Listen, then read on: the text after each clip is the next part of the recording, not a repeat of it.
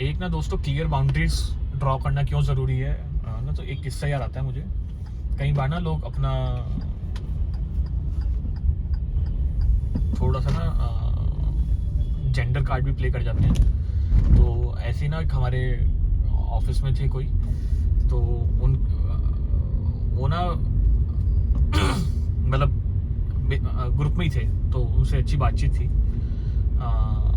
तो उन्होंने मुझे हंसते हुए बताया कि कई बार क्या होता है, जिस कंपनी से वो आए थे, वो प्रीवियसली बहुत सी बड़ी कंपनी में से आए थे स्टार्टअप में, कि अगर वो कहीं भी जाते हैं और अगर उनको ना किसी अपोजिट जेंडर से किसी से पंगा हो जाता है, तो वो बड़े आसानी से ना HR को एक ईमेल लिख देते हैं कि इसने मेरे साथ ये बदतमीजी करी, या कुछ भी स्टोरी कुकअप करके लिख देते हैं। और वो उसको हंसते हुए बता रहे थे। तो कई बार दोस्तों क्या होता है ना कि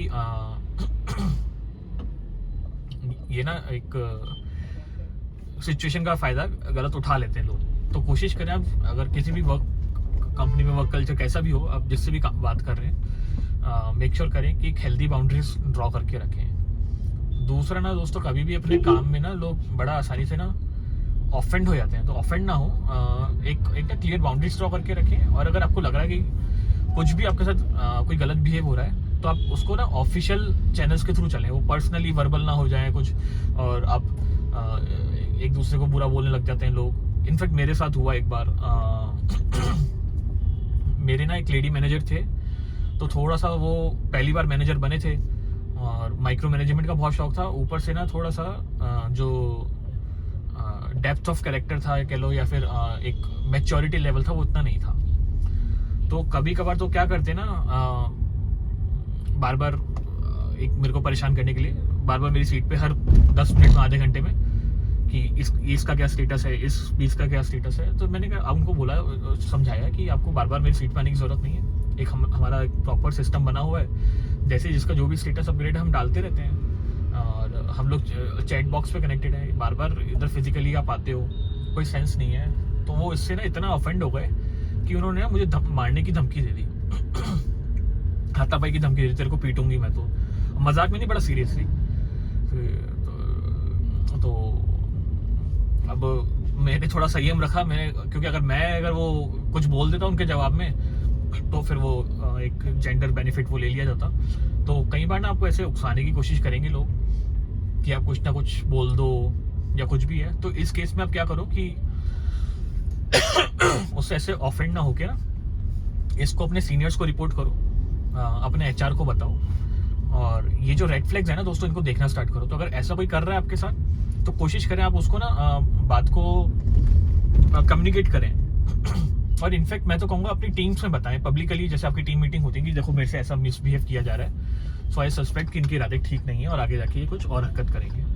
तो जब आप धीरे धीरे चीज़ों को पब्लिक करना स्टार्ट करेंगे ना, तो जो भी लोग हैं वो अपना दायरा क्रॉस नहीं करेंगे। तो एक तरीका तो दोस्तों ये है। दूसरा है दोस्तों, क्लियर बाउंड्रीज ड्रॉ करना किस लिए ज़रूरी है। अब एक बार क्या हुआ, एक किस्सा हमारे ऑफिस में हुआ। एक बड़े हाई पोजीशन पे थे दोनों जने, तो they were working in a team together. अब कई बार क्या होता है, डिसएग्रीमेंट्स भी हो जाते हैं किसी चीज़ पे, specially if you are at high post ना, तो वहाँ पे शायद थोड़ा सा पावर हसल या स्ट्रगल भी चलता है, टसल चलता है, ऐसा कह सकते हैं। तो हुआ क्या, जो एक बंदा था, एक बंदी थी। तो जो मेल थे, उन्होंने ना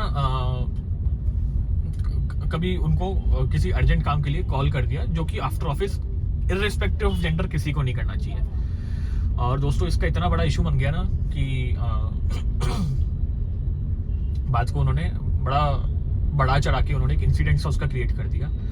और वो चलो खैर, वो तो बात जैसे जो हुई तो हुई।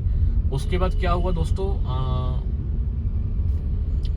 तब तक तो ना हमारी कंपनी में ना वो एक all@ करके आप बल्क ईमेल्स कर सकते थे।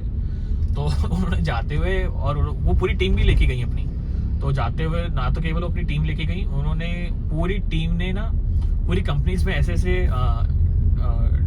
ईमेल्स किए, जो कि बहुत ज़्यादा बचकाना भी थे और मेच्योरिटी का साइन था। तो लोगों का ना ईगो बड़ा फ्रेजाइल होता है और बहुत आसानी से हर्ट हो जाता है। और अगर वो हर्ट होता है तो people also sometimes go very like in use, कुछ भी गलत आरोप लगा देना, सामने वाले की इंसल्ट करने की कोशिश करना और इस तरीके की ना बचकानी हरकत करते हैं। तो आप कोशिश करें ना ऐसे लोगों से बचें। अगर आपको लग रहा है कि किसी के साथ आप काम कर रहे हैं और ये थोड़ा सा ना फिर चाहे टैलेंट कितना हो, पर अगर ये अपने बिहेवियर में थोड़ा सा इम्बैलेंस्ड हैं और इनको कहते हैं ना बहुत देसी भाषा में कहते हैं कि बहुत गहरी समझ नहीं है, समझने की क्षमता बहुत शैलो है, तो फिर ऐसे लोगों से ना काम करने के साथ इनके साथ बचें।